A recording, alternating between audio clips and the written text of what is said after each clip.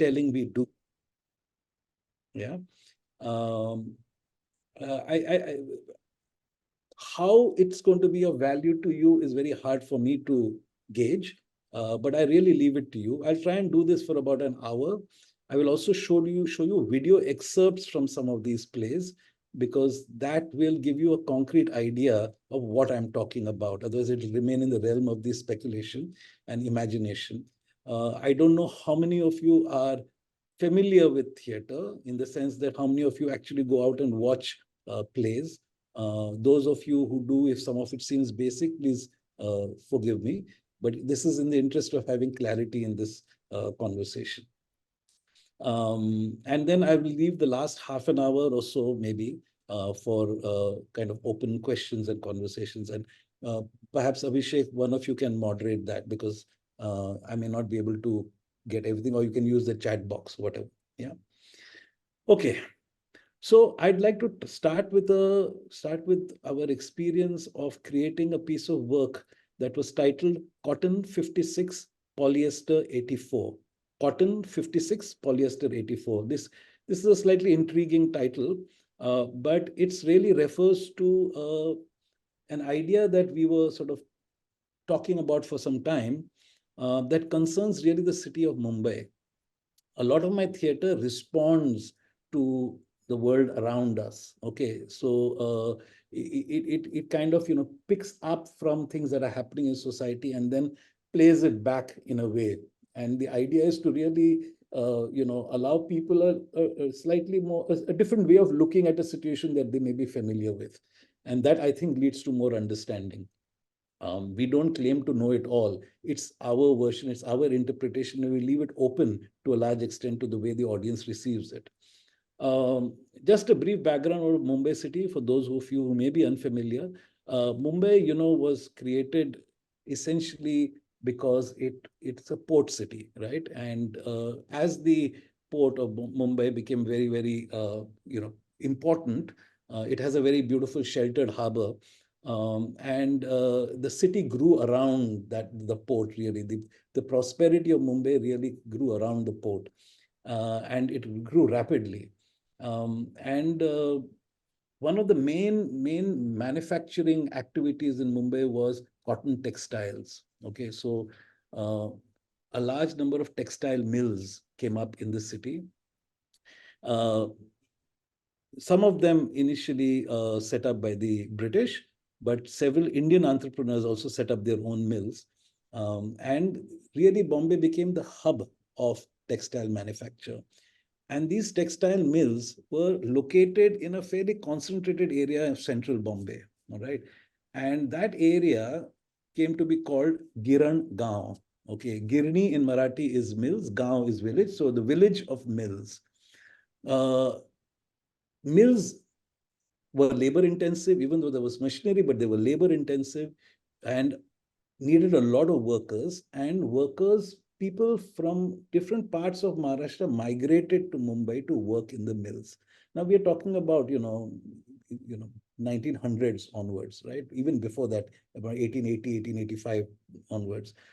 So a large number of migrants moved to Mumbai, okay, Bombay at that time, to work in the cotton mills. Many of them came from the coastal area of southern Maharashtra, the Konkan area, but others came from the Ghats, okay, and they all came there.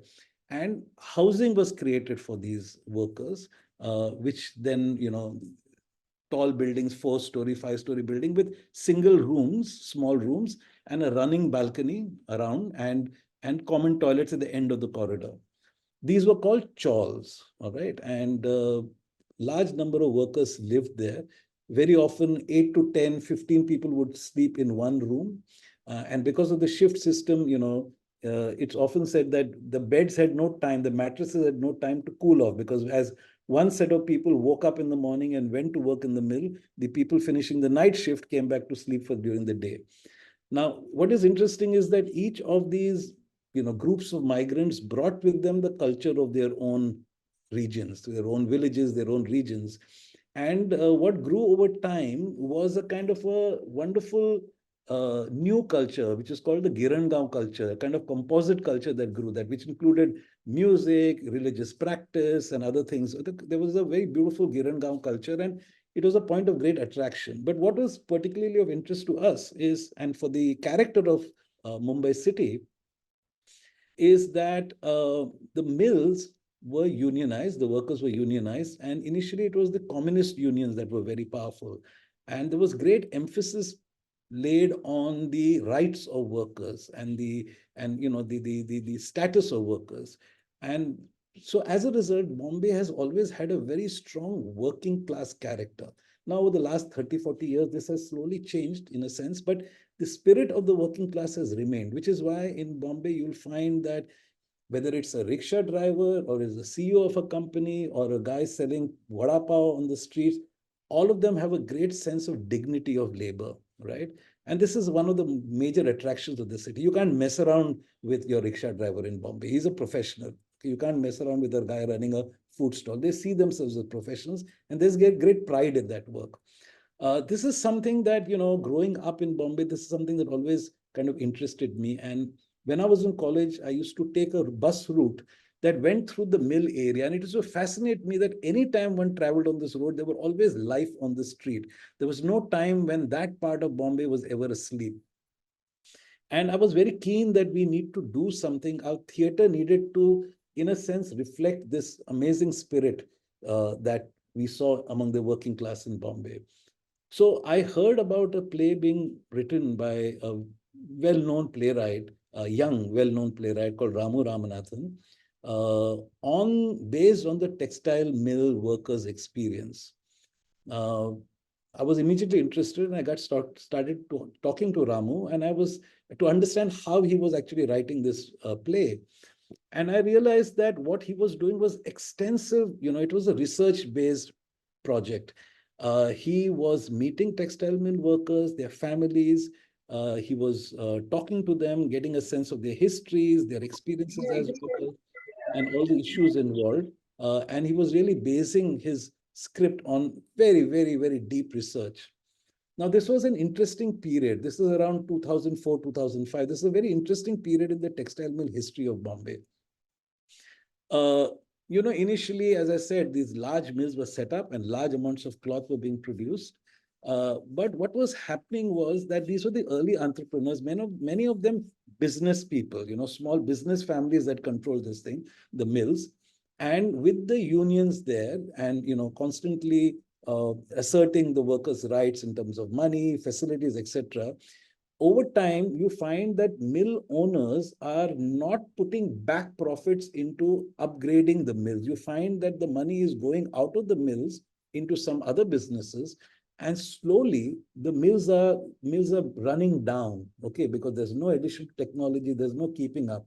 And at the same time, what is happening is that power looms, which are small, newer technology, smaller machines that work much faster, were being set up outside the mill sector. Okay, and they kept the numbers of workers low, below what was statutory to form a union or require a union.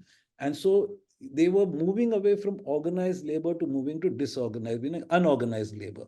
And as lawyers, you will find this thing that this is a trend. And today, the contract system has become the norm. You don't take workers on your payroll. You, in fact, keep them in the unorganized sector so that you don't have to pay benefits, etc. Many, many things. And we know the ramifications of this. And the new economic order actually encourages this. And it's part of the whole globalization project also, the whole neoliberal project.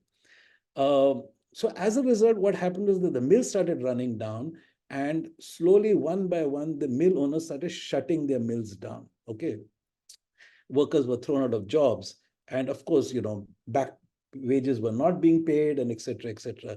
And what was happening that the land on which the mills were built became more valuable than the mills themselves. Okay, now Bombay, as you know, is a land-starved city. Okay, the kind of cost per square foot is it's I mean, it's unbelievable how much land costs in Bombay because of its nature of it being an island, narrow strip, etc. And so it was more profitable to sell the land rather than run the mill. So the workers were filing cases in the labor courts, etc. And This was the period when the mills were being shut down and there was a lot of unrest that Ramu started writing. So we were really at in a very interesting transition phase. So while we were making the play, there were cases going on in the labor courts, and it was also very, very one-sided because the workers, the unions could only afford a certain particular kind of lawyers, but the mill owners had a army of very high-power lawyers, and it was really a very one-sided contest. And as we were rehearsing the play, we were also getting news how one by one each case was being lost by the unions and the workers, and the mill owners were getting the upper hand. So it's also a very interesting time that this play was made. Um, in order to make the play, we were very acutely aware of the responsibility that was on our heads because we were dealing with really living history. Okay, we were dealing with real people, real stories, workers' lives, okay, at stake, struggles that had taken place. So it was very important that we represent it as accurately and with as much empathy as possible. All right. So in order to do that, we spent some time with our actors who were working in the play. We actually went to the labor courts and sat and listened to proceedings that took place. We actually met workers. Even while casting the play, I was careful to choose actors who had some connection with the mills themselves in their own families. And even today, if you go to a kind of a low middle class, now even middle class Maharashtrian home, you will find that in their own family history, maybe two generations ago, there was a grandfather, there was an uncle who actually was a mill worker. Okay, so that's how deep that experience is. So a lot of care was taken in order to do that. Um, there was also the question of the language of the play. I believe in theater that each play has a particular natural language depending on the context of the play. And this play, being set in Mumbai among largely a Maharashtrian community, the natural language of the play would be Marathi. But my theater, as I told you, travels around the country, and we often play in parts of the country where Marathi is not known. And I didn't want to restrict the reach of the play, so the decision was taken to translate the play into Hindi. Now it's interesting. The play originally was written by Ramu Ramanathan in English because Ramu writes in English, and that went a process of translation into Hindi, not into Marathi but into Hindi. Uh, we were also very particular. Languages have their own unique flavors and color, right? So what we did was that we didn't want to use a North Indian Hindi, which would be quite alien to the culture of the original language or of the original community that we're representing. So what we did was we got a Marathi playwright who had a working knowledge of Hindi, and some of it we call Bombaya Hindi, but not the kind of stereotypical caricature Bombaya Hindi you see in films. But there is a working Hindi that is used in Maharashtra, and he translated it, being very careful to use the syntax of Marathi. All right. Now, one of the big cultural expressions of Girangaon was music. All right, songs. So all the songs that we got out of that particular time, we kept them in Marathi, except for one or two opening songs which were written specially for the play, so that while watching the play, you were not alienated because of language. And interestingly, I met people who had seen the play maybe in the first year of his performance and then saw it again 3 years later, uh, came up to me and said that, when did you do this play in Hindi? Because I said, what do you mean? He said, no, but we had seen it in Marathi. I said, there was no Marathi production. It's always been in Hindi. So you see, the impact of this strategy works in that way, that people remember it in a language that is the natural language of the play, even though what they've actually heard it is Hindi. So for us, communicating with an audience, and I think for all storytellers, communicating with an audience is very, very critical. What language you use, all right, what cultural context in which you place it, all right, and also how you actually tell the story. Uh, the play performed over what about 4 years. We tend to run our plays over a period of time. And I think for us, the highlight of our performances always were when we performed to audiences that were largely made up of mill workers or their successive generations. Uh, you'd be interested to know that, all over the country, over time, textile mills have grown up, and there have been centers. You have centers in Karnataka, you have centers in Madhya Pradesh, and many, many different parts of the country. And we made sure that we sought out, areas where there has been a sort of a culture of textile mills and performed there.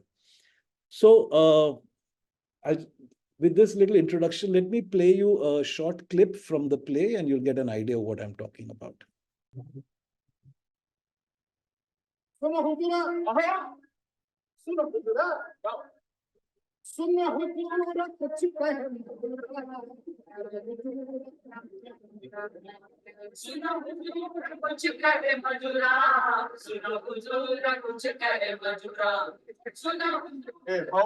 ये बहुत बड़ा हो गया, बदमाश हो गया, इसको doctor section में काम पे लगा दे।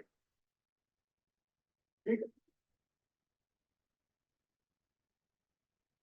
इस तरह मुझे डॉक्टर सेक्शन में काम मिल गया।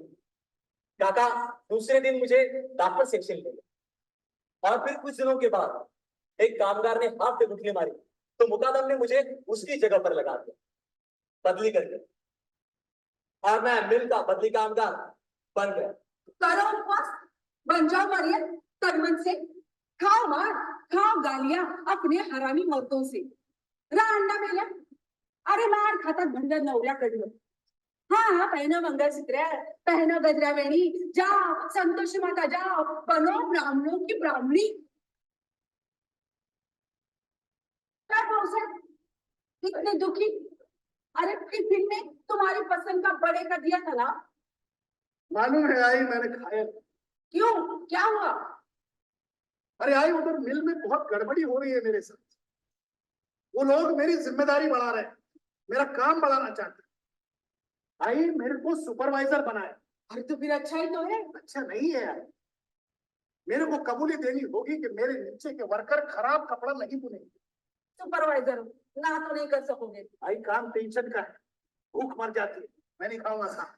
अरे खाना खाना होता है, पूरी दुनिया उसी के लिए जीती है। तुमको समझ में नहीं आ रहा है? सच्चाई दिखाकर अगर कोई कपड़ा रिजेक्ट करूंगा तो वर्कर भाई भुगतेंगे, और वही कपड़ा पास करूंगा तो मेरी पगार से काटेंगे। यार मैंने तुमसे कहा कि तुम्हारी पॉश बिल्डिंग की जगह हमारा शमशान था, तो तुम उसमें रह पाओगी क्या? कहाँ, ऐसा कुछ नहीं। हाँ मेघनाथ, शमशान था वहां पर। हाँ,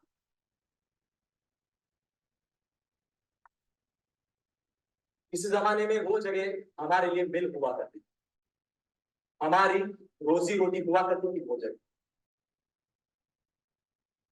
बाबा और काका काम करते थे, पगार ले आते थे, जैसे तैसे, पर हम सब लोग जी रहे थे। हमें नहीं, हमारे जैसे हजारों मजदूर जी रहे थे वहां पर, समझ गई? फिर एक दिन सुबह हुई, मिल मालिक ने तय किया कि अपनी किस्मत बदलनी है, तो उसने मिल में एक घाटा दिखाया, दिवाला बजाया, तो मिल हो गई बंद। लेकिन आप फिर कईयों की जॉब चली, कईयों के घर गए, कईयों ने आत्महत्या की, क्योंकि आत्मसम्मान चले गए। याद है उसी रात शिवाजी पार्क हुई लूट, उसी शाम उड़पे होटल हुई लूट, उसी रात चना सिंह वाला हुई मार का। चना सिंह वाला रो रो के बोला, अरे मैं मराठी माणूस, मला सोडा। वो लूटपाट एक गलती थी, एक बहुत बड़ी गलती। और चिंतपोखली के कम्युनिस्ट कार्यकर्ता मिस्त्री चौथे माले पर उनके घर में घुस गए, वो भी गलती। तुम्हारी शिवसेना ने दहशत कितनी फैलाई थी, खून से लगभग पड़ोस में मिस्त्री। हम दोस्त उसको अस्पताल ले गए, ज्यादा से ज्यादा जान ही लेंगे ना, यही सोचा। ढोंग भी है ये पूरा। मैंने कामगारों के हक के लिए संघर्ष किया। तुम्हारे उम्र के सब बुद्धों का ना साला यही प्रॉब्लम है, बस बातें लंबी लंबी, और जब वक्त आएगा ना तो पैर लगा के फाट जाएंगे। संघर्ष किस झाड़ की पत्ती है जानते हैं आप लोग? आए बड़े आंदोलन करने वाले, क्या घंटा बैठाएंगे आप लोग?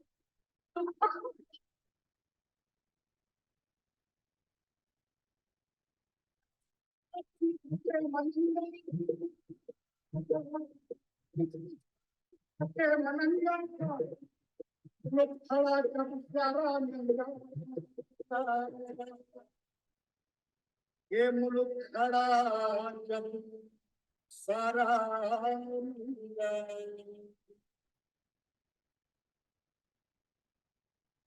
All right, so that was a few excerpts from Cotton 56, Polyester 84. The two main characters are two mill workers. In working class areas in Bombay, there is an institution called the Sarvajanik Vachnalaya, which is essentially the public community library, okay, or reading room. It's on the street next to a chai stall. It's on a stand. You have various newspapers put up there for free, and people gather there. They read the newspaper, have a cup of tea, gossip, chat. So these two mill workers stand there every morning, they're out of jobs, and they are recounting the story of their lives as mill workers, and which is the way the play is played out. So that was Cotton 56. All right, I'll move on. It's interesting that as theater people, our connection with the world of laws are primarily two. Now, more recently, it's been this whole business of copyright. Copyright has become a big issue now, and we have to be extremely aware of it and sensitive to those things. So that's one thing that theater people are getting used to. The second thing is really in terms of censorship. All right. So, in 1876, the British passed something called the Dramatic Performances Act, which was essentially put down as a way during the nationalist movement, during the struggle for freedom.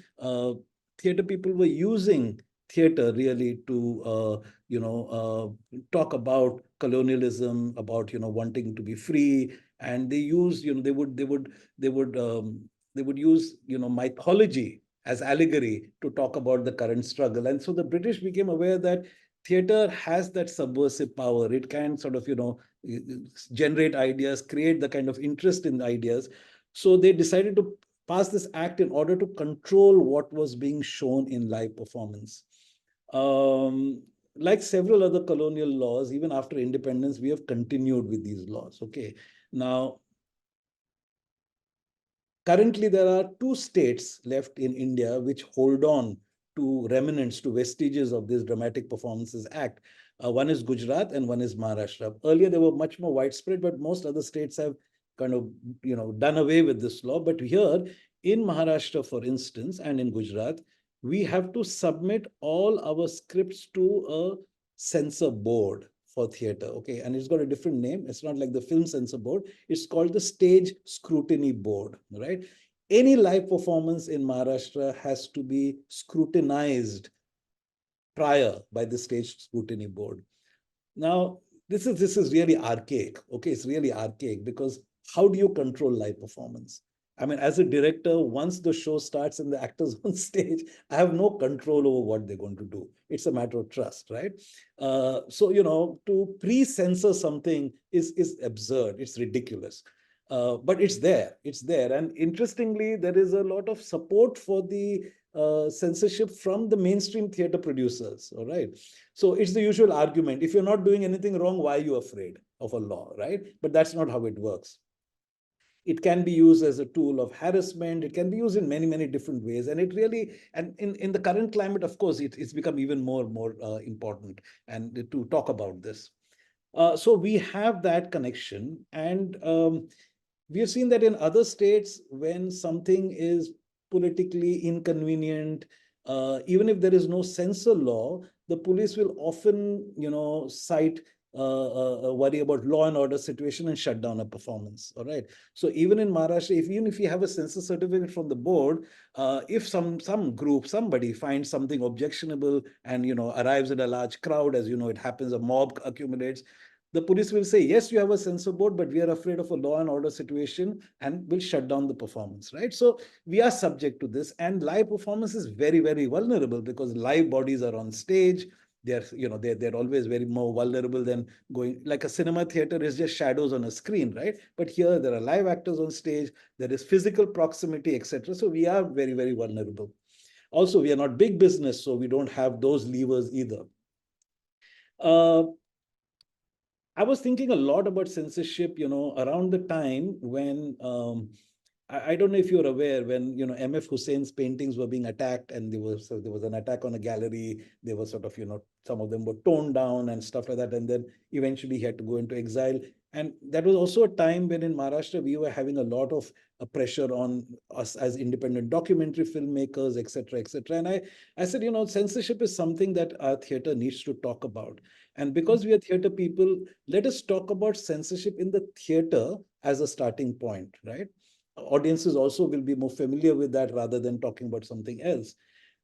And when you talk about theater censorship in Maharashtra, there is an iconic case that took place around 1972. There is a very famous playwright who's of course gone now, but Vijay Tendulkar. He was a kind of a colossus. He's an iconic. I mean, translated into languages all over the country and also performed internationally. And he's really one of the giants of Marathi theater. So around 1970-71, Vijay Tendulkar wrote a play called Sakharam Binder. Some of you may be familiar with the name. Sakharam Binder is the name of the main character, Sakharam. And by profession, he works in a press, so where he binds books, so Sakharam Binder. Now, Sakharam is an interesting character. He lives alone on the outskirts of a small city, and he's alone, and he completely rejects conventional middle class morality. He thinks it's hypocritical, especially attitudes to relationships with women, sex, etc. And he lives counter to that. And what he does is he goes to bus stops, the interstate bus stops, and he keeps an eye on women who are destitute and abandoned. Okay, and he invites them, one of them who he takes fancy to live with him.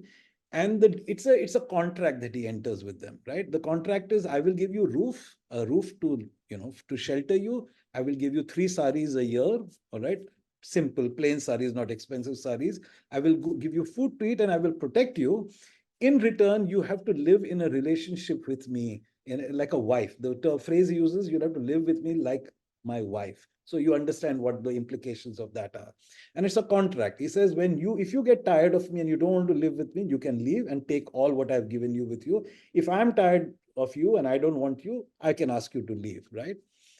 And during the course of the play, two different women are seen. One is Lakshmi, who is a very, very, seems to be an extremely meek, conventional woman who believes that, husband is God. She's been abandoned by her husband because she's unable to bear a child. She comes in, and in the second part of the play, there is a woman called Champa, who has actually left her husband, who's a very, very minor police havaldar type, and she's left him because he's very abusive, he's a drunkard, and she cannot take it anymore. And she actually has herself left him and become destitute as a result. And Sakaram gives her a place. Now these are two very different women. Lakshmi is mild and Champa is fiery. Okay, and the play really plays out Sakaram's interaction with these two women. Now, what was happening in Marathi theatre at that time became interesting. Why did this play create such controversy? And it was attacked. It was attacked both by civil society and by the state scrutiny board. Okay, so without a censor certificate, it was not possible to perform the play. And interestingly, the play was produced by a commercial producer. So it was being performed in the big auditoriums. So the minute, first of all, the censor board came up with when they saw the script, they said, okay, and they demanded 32 cuts in the play, right? 32 cuts. If you were to follow the cuts, there would be nothing left of the play. They would make no sense at all. And secondly, they kept delaying giving a permanent certificate. So we have a system here that if they have any doubt about how a play will be received, they give you a temporary certificate for 3 months. And then they gauge what the audience's reaction is. It's also basically to, cover their own backside. And in case they are sort of, called up, they can say, no, we have not given it a permanent certificate. And who forms the censor board? The censor board usually are minor political appointees, some people from the theater business itself, a couple of writers, etc. So Sakaram Binder was exposed to this kind of attack. But interestingly, the producer director, Kamlakar Sarang, he said, no, this will not do. I will go to court, right? So there was a legal battle fought in the court for Sakaram Binder. And a very interesting lawyer, Ashok Desai, who then went on to become a very, very well-known Supreme Court lawyer. If you look him up, there are plenty of mentions of him on Google, and especially in connection with the Sakharam Binder case. And Ashok Desai fought this case. And interestingly, the strategy he used was, he said, let's not talk about freedom of expression. All right. Because freedom of expression becomes slightly subjective in the eyes of the law in a court. It really depends on, who is listening to the court, what kind of arguments are placed. Let's talk about process and how the process of the censor board is not fair. And for instance, there was no recourse to appeal. So if the censor board didn't give you a certificate, at that time, there was no recourse to appeal. And that's against natural justice, that there is no recourse. And on that basis, they actually won the case, and they were allowed to perform. Now, this is where it's very interesting, because there is something called legal censorship, and there is also censorship of the mob. All right. Legal censorship is interesting because, when after the censor board launched that case, they created a process of appeal, etc. So there is some possibility of a discussion, of an argument, of arriving at something. But the censorship of the mob has no such rules. It has no such limitations. There is very often people who are protesting and attacking the piece of work, whether it's a painting or a film or a play, have not actually seen it. All right. So there is no space for a discussion on this. And again, it becomes a law and order situation. So you actually, you can't win there. So when Sakharam Binder actually won the case and began performances, it was actually attacked. People, protesters stormed the stage, broke up the set and the props, and also physically assaulted the actors, etc. This was at that time, really the protests was by the workers, largely the workers of a political party that was on the rise at that time in the 70s, the Shiv Sena, which currently, as you know, in Maharashtra, there's a huge split in the Shiv Sena. One part of the Shiv Sena has joined the ruling BJP coalition, and the other part is the original, what they say the original, are left out of it, etc. And the Shiv Sena was founded by a very, very powerful leader, Bal Thackeray, and eventually Kamlakar Sarang performed the play in front of Bal Thackeray, all right?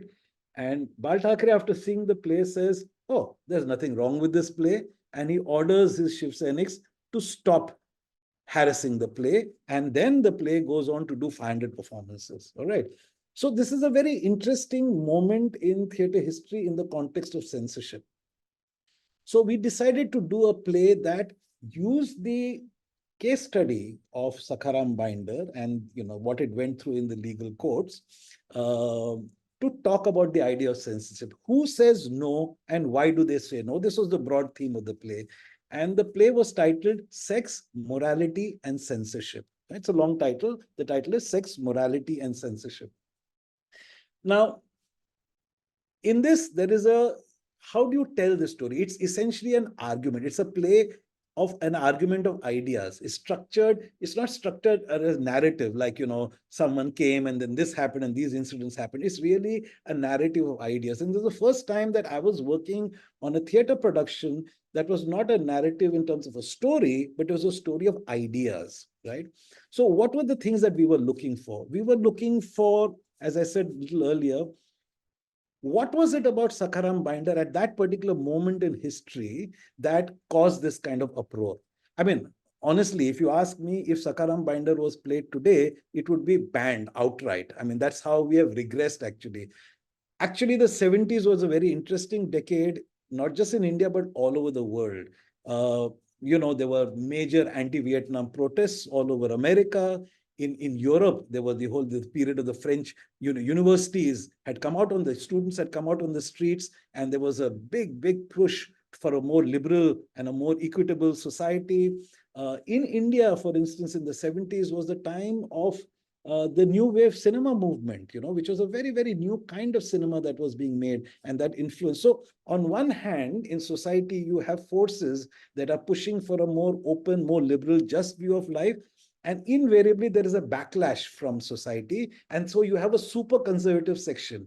And there is always this tension, who is going to win? Okay, that's always what happens. So for us, the context, the social context of that particular moment was very, very critical. So we looked at what was happening in Marathi theater at that time. Here was Sakaram Binder, but what were the other plays also that were going on? And we found that, for instance, they were very, very, powerful, emotional, sentimental family dramas, very, very kind of, very, very sentimental, where, you go there and you're emotionally moved, okay, extremely regressive values about the role of a woman in the family, and so on and so forth. So it was no wonder. We also looked at what was happening around the world, as I said, in America and in Europe, to understand what was, we were part of a larger kind of world. So what was happening, and using various devices, music, video, okay, historical context, we created this argument to talk about censorship. So I'm going to show you a short clip from this play and to give you an idea. I might stop it in between because it may be a bit long. I'm not sure how long it is, but anyway, you'll get a sense of it.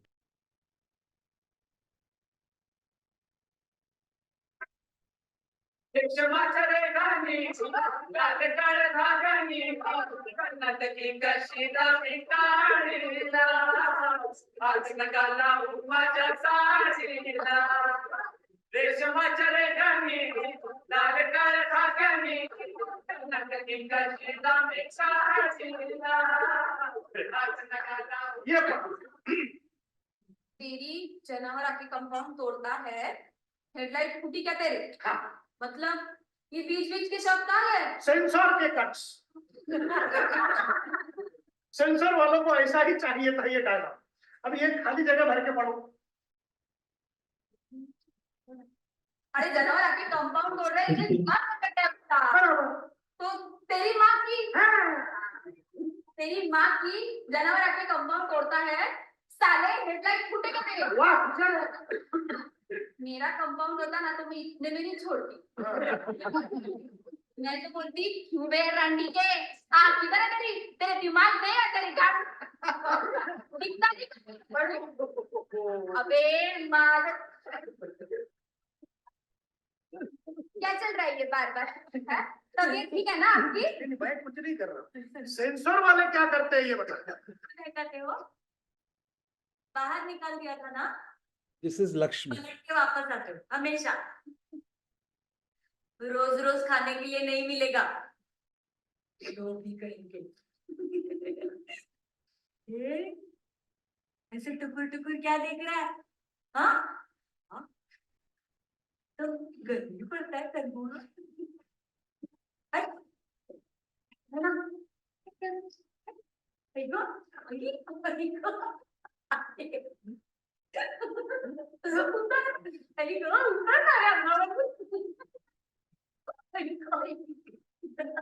क्या लग रहा है?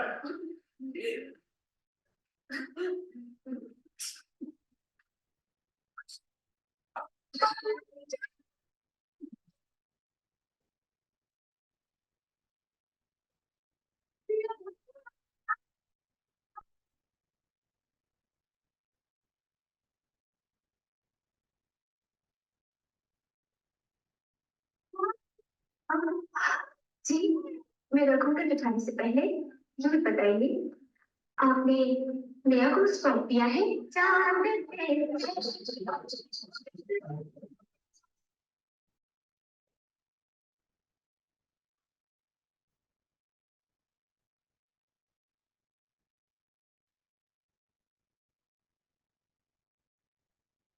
कोई shot का नया बता, हम दबान पर है। देखिए पिछले कुछ सालों से मराठी नाटकों में अभद्र, अश्लील और कामुकता से भरे दृश्य दिखाने की प्रवृत्ति बढ़ रही है लोगों की। ये आपका व्यक्तिगत मत हो सकता। स्टेज पर संभोग तक दिखाने की हिम्मत हो रही है इनकी। ये हमारे नैतिक मूल्यों का ही नहीं, लेकिन कला का भी अपमान है। इस घिनौनी प्रवृत्ति का विरोध इस सम्मेलन में होना चाहिए, ऐसा मुझे अभी लगता है। बिल्कुल ठीक, मैं इस प्रस्ताव का अनुमोदन करता हूँ। नहीं, ये प्रस्ताव मुझे बिल्कुल मान्य नहीं है। ये प्रस्ताव एक जाल है। अरे नाटक के संबंधित कोई भी व्यक्ति यहाँ पर मौजूद नहीं है, और ऐसे में उसके विरोध का प्रस्ताव पारित करना ही घिनौनी वृत्ति का प्रतीक है। That's the 70 show. That's the 70 show. That's the 70 show.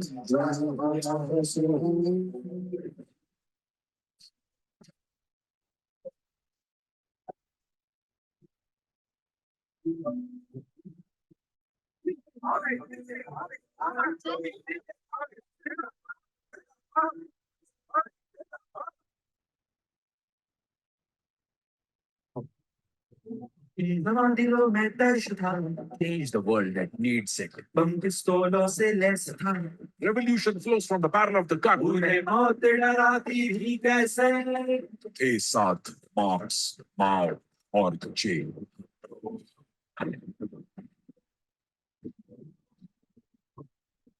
Oh, the t-shirt guy. Yeah, but don't forget that lumpy shirt wala guy. Oh yeah. जब आग लगी थी पर्दे पर Angry young man. आया था घर जंजीर तो दीवार गिरा था उससे पर That's the 70 show. That's the 70 show. वहां सड़कों पर भी था गुस्सा, मजदूर मांगते थे हिस्सा, कभी रेल का चक्का जाम हुआ, वही हड़तालों का था किस्सा.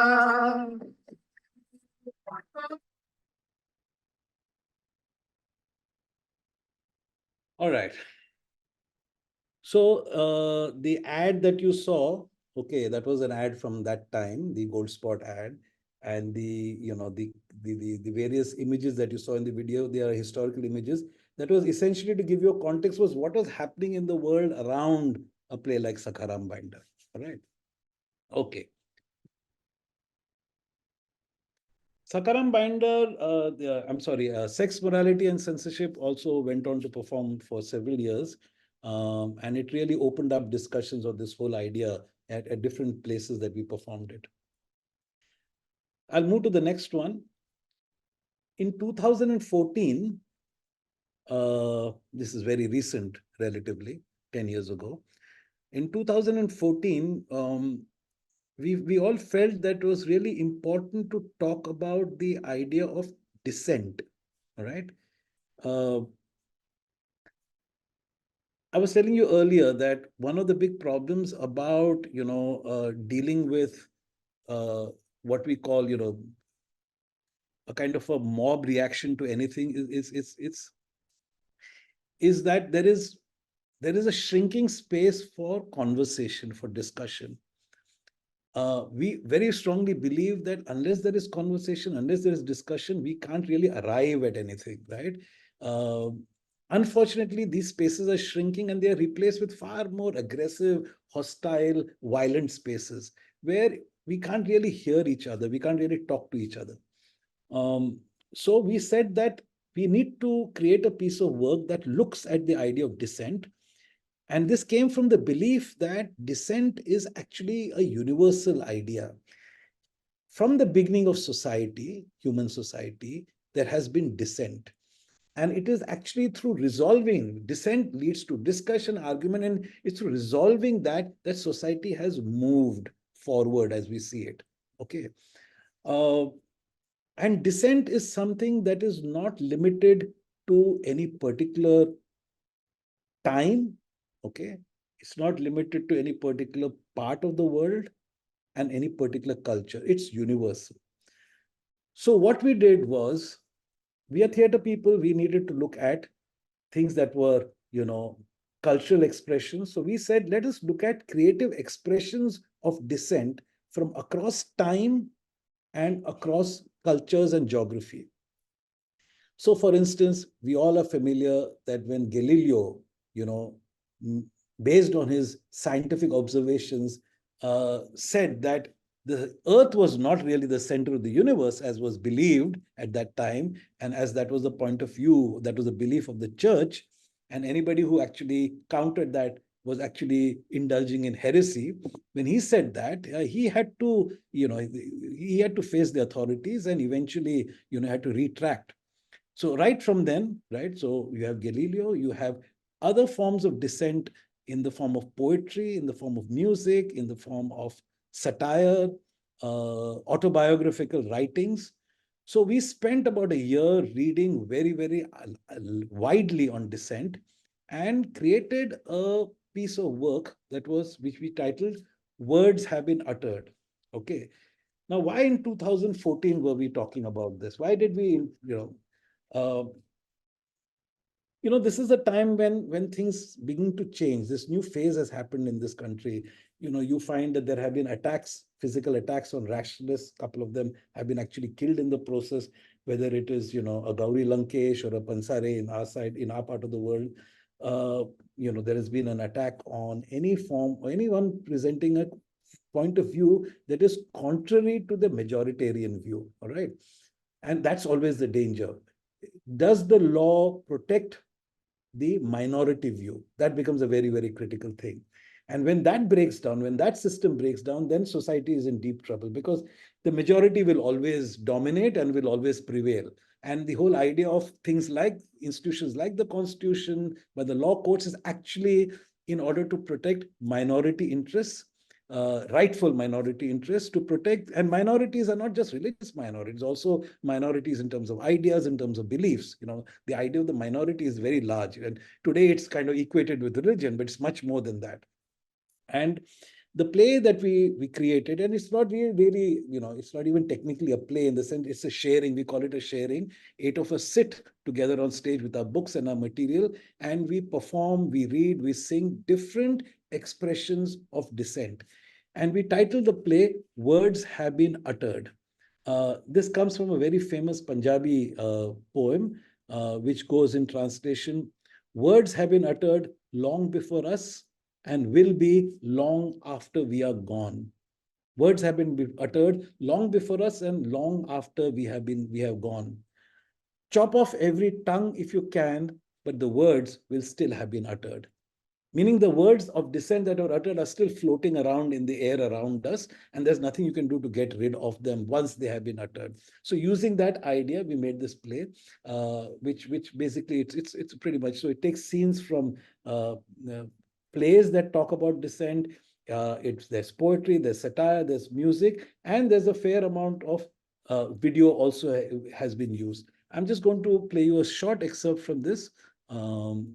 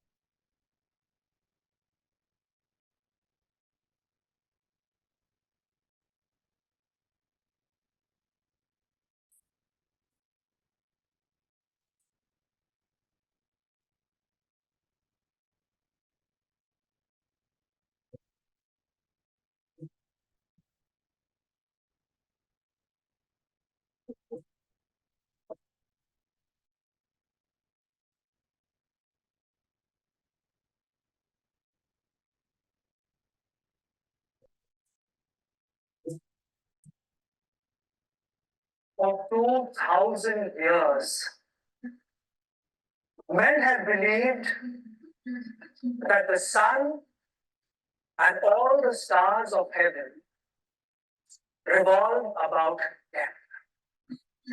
The Pope, the cardinals, the princes, the scholars, captains, merchants, fishwives, and schoolboys believe themselves to be sitting motionless in the center of this crystal globe.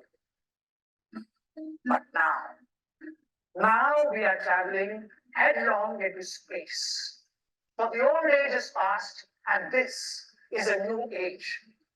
21 बरस गुजरे आजादी कामिल को, तब जाके कहीं हमको गालिब का ख्याल आया। जिन शहरों में गूंजी थी गालिब की नवा बरसों, उन शहरों में अब उर्दू बेनाम निशान ठहरी। आजादी कामिल का ऐलान हुआ जिस दिन मातूब जबां ठहरी, गद्दार जबां ठहरी। Tomorrow someone will arrest you. And your friends will see on TV the media calling you terrorist because the police do. Tomorrow someone will arrest you. They'll scare all lawyers. The one who takes up your case will be arrested next week. Tomorrow someone will arrest you. Your friends will find you active on Facebook a day later. Police logged in as you. Tomorrow someone will arrest you. Your little child will learn what UAPA stands for. Your friends will learn of Section 13. Tomorrow someone will arrest you. You'll be a leftist to people. You'll be ultra left for the leftists. No one will speak.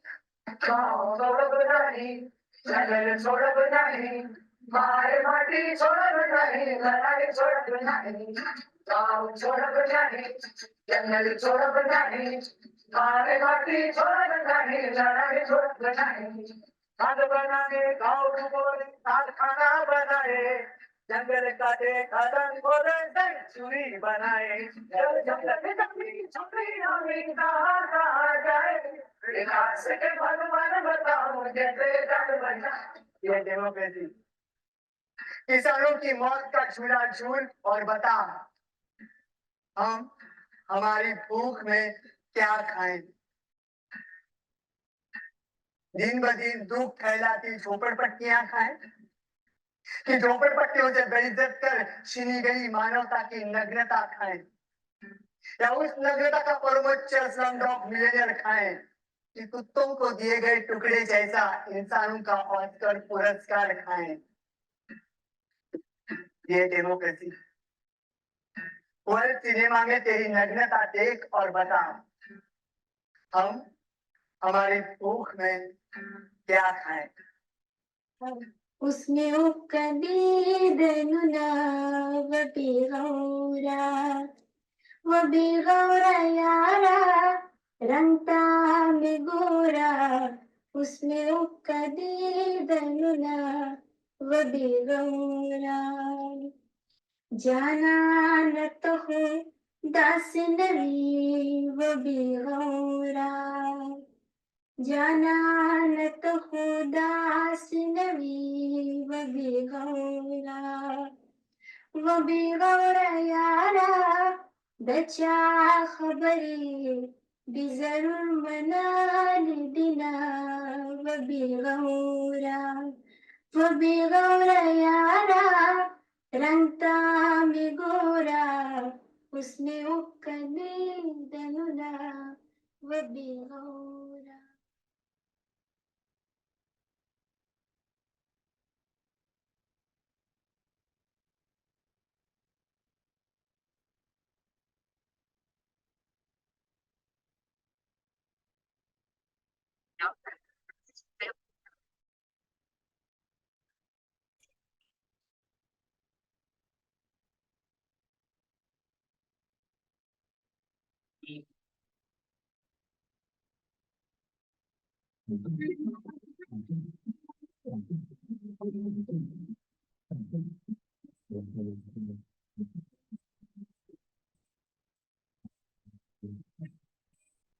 Meena बिकने सहजना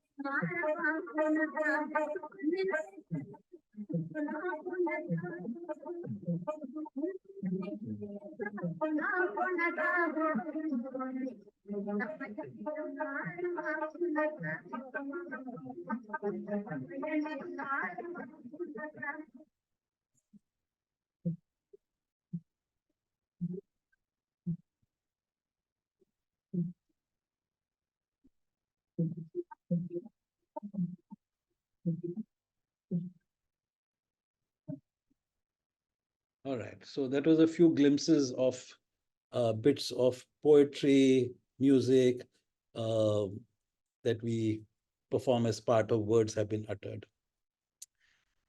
So I'll stop my talk now. I think you've got a pretty wide idea of what the kind of work we do and the kind of stories we tell. This is now time to open it out to any questions, any conversations. I'd be glad to answer those. Yes, sir. There's one question come up. Yes. What do you think is the impact of censorship on political polarization?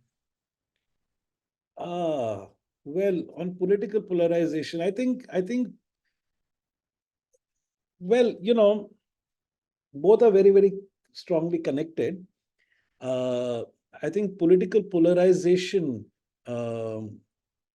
leads to a certain degree of censorship, okay, because you have an entire very, very strong and a large set of people who believe very strongly in something and are not willing to listen to a counter view. And that leads to kind of, so as I said, there is something called legal censorship and there is social censorship, right? And these are two very different things. Legal censorship, in its character, there is recourse. You can go, you can appeal to a court. Whatever happens in the court eventually is a different matter, but you have a process. Social censorship of crowds, of a mob, etc. That doesn't have that kind of appeal. So I find, in fact, I think that the second one is more dangerous, in that sense for society, because it leaves absolutely no space for any conversation. And the idea of censorship, the censorship can also become a tool, a weapon used to actually allow political polarization to take place. You subdue, counter voices. And, again, let's not only look at it within the Indian context. I mean, look at what is happening around the world at the moment. This is a global phenomenon. Currently, the whole Palestine, Israel conflict is taking place, and you've seen how the world has really got divided into two. There are the European countries led by America that support Israel, and there is the entire global South, in the sense that, in fact, even the citizens of these countries are, against what Israel is doing. But then today, the means of communication and transmission of ideas is social media, right? So you have platforms like X, you have, other platforms. And I don't know if you're aware of this, that increasingly people who are using these platforms who are speaking in favor of the Palestinians and are asking for a end to a ceasefire, an end to the attacks on on Gaza, are finding that they are being censored. Okay, their posts are not being seen, etc. Now, the social media is a new battleground, really. It's really the new battleground. So, I mean, X is all controlled by Elon Musk, and whatever his policies are. So, same thing is happening on Facebook. So, censorship, you see, becomes a tool, okay, that actually aids political polarization. So that's a very, very strong connect, and it's a very interesting question because you've actually put your finger on it. That's a very, very strong connection. Thank you, sir. Sir, I had another question. Yeah. Sir, do you think art reflects society, or does it require to be reflecting a utopian version of society? I don't think, I think there are many kinds. I mean, I don't think there is any one particular way. I don't think you can lay down a rule. It's really to do with what you believe in. I must confess that I grew up and I started my theater in the 70s, which was a very, very politically charged time. And in the kind of theater that we did, unless your place said something, okay, unless they said something, unless they responded to society, they were not taken seriously. So I've grown up in that atmosphere. All right. So for me, the question that I ask myself before, why do I do what I do, is a very critical question. For me, the choice of an idea or of a play is not just because I like it or it'll work or audiences will love this. No, it's not that. It's really that is by working on an idea or a particular text. Sometimes it's a pre-written text.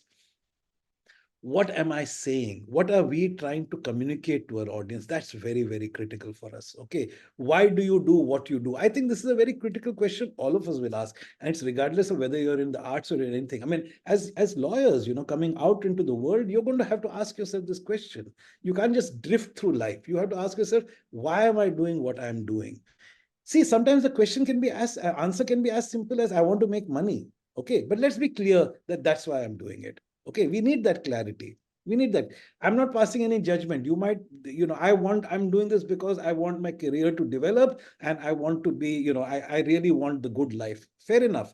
But let's be clear about it. Somebody else will say, no, well, I believe in what I'm doing, and it has to contribute, why broadly to society. That's fine. But this question has to be asked. So once you ask that question, then it's very, when you ask the question, you have an answer, then it's very clear. I do believe that the art has a large role to play. It can be a mirror to society. It can be a medium in which you can understand a very complex society. Because, art has the ability to address both the mind and the heart. Okay. Especially live art like theater. What happens when we perform a play? Okay. 100, 200, 500 different people, okay, come together in a common space, which is the auditorium or the performance space. Okay, they come in as strangers, but within 10 or 15 minutes of the performance starting, and let's assume it's a good performance, it's not a badly done performance, let's assume it's a good performance, which is engaging, which is captivating. Within 15 minutes of the performance starting, they stop becoming strangers. They become a community of people experiencing something together. Okay, now theater is live, so it's ephemeral.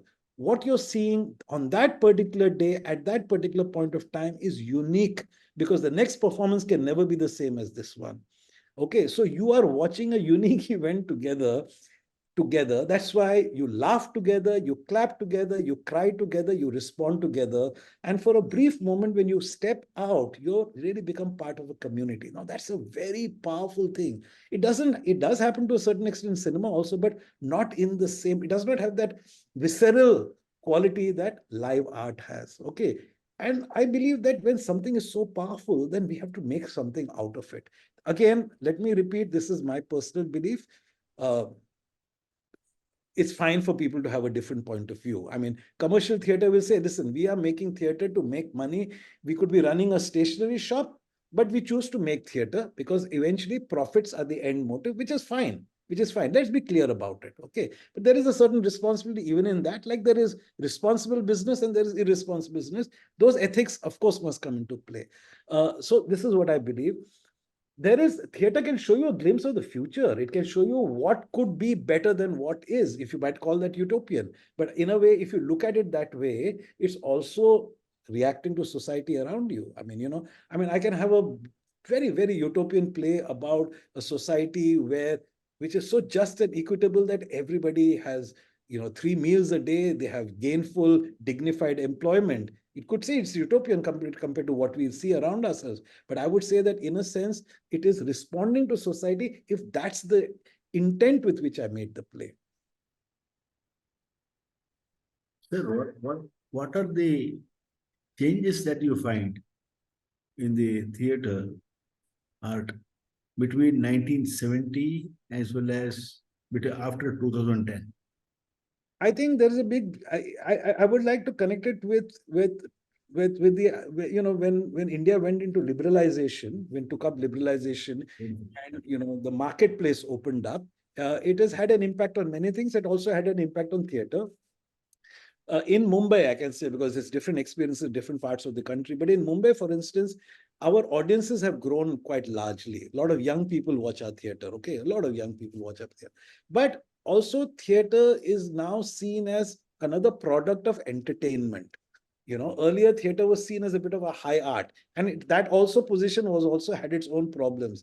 When you place something on a platform as high art, then you're not doing it any service actually. It becomes like whatever is spoken from that platform is the truth. That's not. I think theater people should also be questioned, should also be brought down to to a human level. So that was a big change, that theater began to be seen as a product of entertainment. So which means that it's a weekend. Okay, you go and watch a play. The play shouldn't be too long, because after the play I want to go and have dinner with my friends. All right, the play should not disturb me too much, because I want to have a good time. I want to be entertained, and I don't want to then my dinner shouldn't be spoiled because I've been emotionally or intellectually disturbed.